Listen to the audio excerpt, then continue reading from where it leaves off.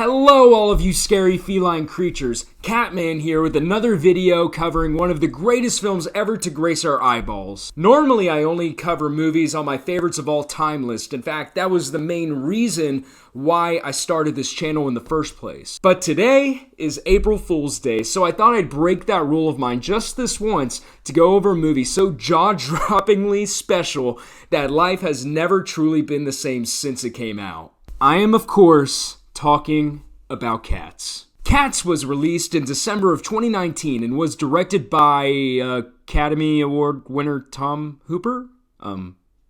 Okay. It's the cinematic retelling of the Broadway hit that left adults cheering and kids needing desperate amounts of therapy. And what better way to treat those kids who are now full-grown adults than with a movie adaptation that's even more disturbing. Before I go too deep into the video, I just want to say that every single one of the filmmakers here is more talented than I am at making movies, and I respect them all for trying. It's a huge accomplishment to even make a movie, and they managed to do that here. Now, with all of that being said, let's get into the Greek tragedy that is Cats. We open on London, where we see a lady dumping her cat off on the streets. This is where we first meet our friendly feline companions, and oh my god! Okay, I understand that the original Broadway design of the cats were that of a human, seeing as two Broadway plays are done in person. And I believe this was no small task to accomplish visual effects-wise. But did you have to make them look this terrifying?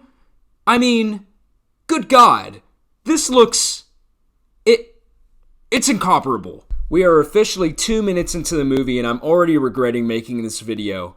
Great start. Anyway, we meet our main character Victoria, who is greeted by her fellow cats who identify as jellicles. Which, to this day, I have no idea what that's supposed to mean. All I really get from the first song is that jellicles do, and jellicles can, and jellicles can, and guess what? Jellicles, they do. One thing that I have to give the movie credit for is it tells you what it is right from the start. You know within the first few minutes what this is going to do for you and if you should jump ship now or stay along and hope the storm doesn't hit you. I'm all for filmmakers swinging for the fences whenever it comes to their art. But the design of the cats is just too out there for a film that's supposed to be a crowd-pleasing family musical released during the holiday season. What we have here is this freaky design that makes the cats just appear to be too human. I mean, people hands on a cat design just looks wrong. On Broadway, it sort of works because you are physically watching people play cats. I mean, what are they supposed to do? Get real cats? Okay, now that's a musical that I would actually pay to go see. But with movies, you could do anything. I mean, heck, they could have made this an animated film and maybe it would have worked. And this was what the filmmakers chose. They made the cats move so human-like that it was just straight up freaky to watch, which is too bad because there's some legitimate good choreography and singing going on here. However, the choreography does result in some, let's call it emotionally strange scenes that we don't need to dive into. So yeah, the cats sing their jellicle song for Victoria, basically welcoming her to the club only to immediately abandon her when our primary villain, Macavity, appears. Idris Elba, you're too good for this movie. Mark that as one actor I'm sad to see appear in this film. We learn from his introduction that Macavity is a self-proclaimed monster of depravity and a magician. So you could hire him for a kid's birthday party, but maybe just keep an eye on him. So after Macavity just decides to dip, we get a glimpse of what the plot of the movie is. That being the Jellicle Ball, where cats get to compete for their spot in what's called the Heaviside Layer, where they will then be reborn into a new life. From this point to the actual ball, we're basically just going to be introduced to cats that hope to compete to get to kitty heaven, I guess. Starting with Jenny Anydots, played by Rebel Wilson. It's nothing personal, I just didn't like Pitch Perfect 2 very much. But hey, you know what? Maybe she's a great singer and they just had to cast her. Oh, okay. Okay, that's enough. I said that's enough. That's enough! Wow. Again, I don't mean to be too negative on the people associated with this movie, but oh my god. For a musical, please have good music. That's all I ask. Just have some good music, please.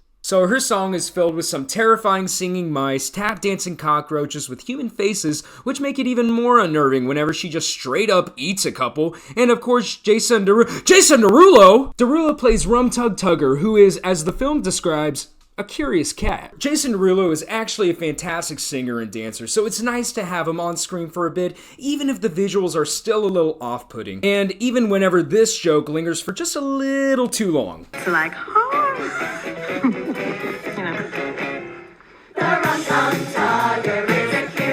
But after that song and dance number involving all of the cats drooling over Jason Derulo cat, understandable, but still weird to look at, we get introduced to Grizabella, played by Jennifer Hudson. You and your voice are too glorious for this film. It's then explained to us that Grizabella is shunned by the Jellicles for having left their tribe in the past and joining Macavity. And this is only upstaged by the one, the only, the "it's so late, I don't have the mental capacity to deal with this movie right now" star himself, James Corden. Now look, I want to be fair here. Corden seems like a nice guy from his show despite what you hear about him behind the scenes. I want to give him a chance. I'm not looking for an Oscar-worthy performance here. Just give me a few laughs and I'll be happy.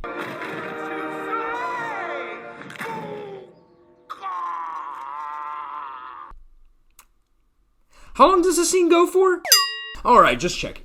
So James Corden cat gets whisked away by Macavity, as does Rebel Wilson, when Victoria meets a notorious couple of cats, Mange and Rumpelteazer. Some of these names are really not helping with the whole sexual tension thing in this movie. These two kitties are a couple of thieves as they proceed to sing a song about rummaging through strangers' belongings. Man, this film is full of great role models for kids. A vase drops while they're singing their song, and the two cats leave Victoria to get busted on her own until she's rescued by Mr. Mistopheles and whisked back to the Jellicles. Then we get the biggest bummer of all, that Judy Dench is in this movie.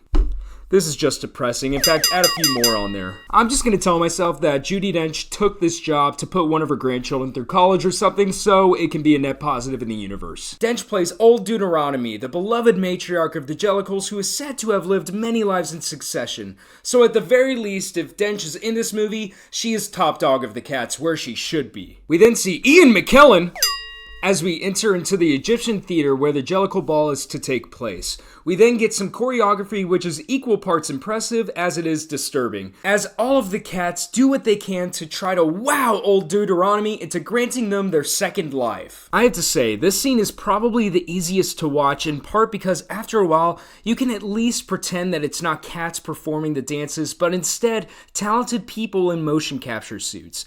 No dialogue, no singing, just the scoring choreography. Sure, you get the occasional cringy moment, but for the most part, I could watch this and see what the filmmakers had intended out of this film the whole time. But this scene looks like total crap whenever you compare it to what we get next, Jennifer Hudson singing the legendary song, Memories. And look, this wouldn't be a fair video if I didn't at least acknowledge what this movie does well, and Jennifer Hudson freaking nails this. She's a beautiful singer, great actor, and gives this her all. You can tell that she had been envisioning this number for a long time.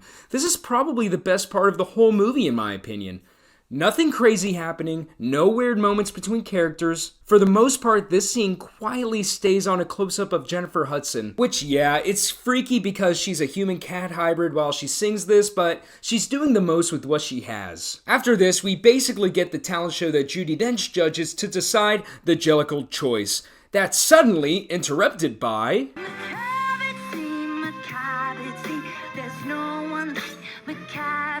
Oh, you're not an actor, but I'll allow it. If you paid attention to the marketing of this movie when it was coming out, you saw Taylor Swift everywhere. If you were to ask a random person who the main character was based on the rollout itself, odds are the first person people would think of was her. Even whenever I found this movie on Peacock to stream it, guess who was the thumbnail? Want to guess whose face was slapped on the thumbnail for the final trailer for this movie? I don't think it's fair that Taylor Swift is associated with this movie the way that she is, because she basically just comes in to sing a song for a scene. I do love that she references this movie in her song Evermore whenever she says the line, "Motion capture put me in a bad light." That was a good one. I caught that, T Swift. Okay, there. I'm done talking about Taylor Swift. If you're a fan of hers out there, don't be mad at me. I didn't put her in this movie. I'm a fan of hers too.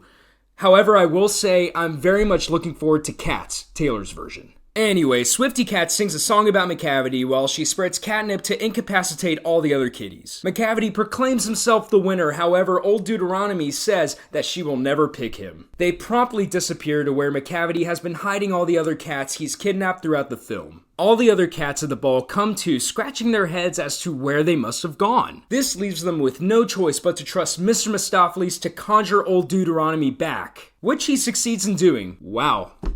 That was really tense. I'm practically on the edge of my seat right now. But yeah, after that brief detour, McCavity decides to embark on another scheme against the other Jellicles as Rebel Wilson and the other captured kittens manage to escape and straight up murder another cat.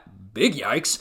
After Wilson sheds her fur coat? I'm just numb to it at this point. Victoria invites Jennifer Hudson into the ball so that she may finally get her chance to ascend to the Heaviside layer, and we get a reprise of memories, which I'll take and pile into the good column for this movie. Again, Jennifer Hudson, you're too good for this. And apparently Old Deuteronomy agrees as Grisabella is chosen as the winner of the Jellicle Ball. But that's not until we see the scheme that rascal McCavity has conjured up. That's right, this tricksy magician has been up to no good throughout the entire movie, so I cannot wait for the next elaborate plot that he has planned to take Jennifer Hudson's cat, throw her down to earth, ascend to the Heaviside layer. Yeah, he's just gonna hang on to that rope and hope he gets to kitty heaven too. Well, I mean, I guess it was worth a shot. Sort of anticlimactic, but it gets us closer to the end of the movie, so I mean, I can't really complain.